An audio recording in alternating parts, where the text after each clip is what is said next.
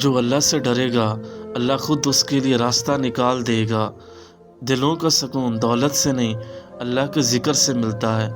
गरूर खाक में मिल जाता है और आजिज़ी इंसान को बुलंद कर देती है। दुनिया के पीछे भागने वाला कभी मुत्तमिन नहीं होता। गुस्सा पी जाने वाला असल बहादुर है। नेकी कभी ज़ाया नहीं जाती, चाहे कोई देखे या ना देखे। ज़िंदगी आजमाइश है, सज़ा नहीं। दूसरों पर जुल्म करने वाला खुद अपने लिए तबाही खोदता है। जब दिल टूट जाए तो समझ लो अल्लाह करीब है।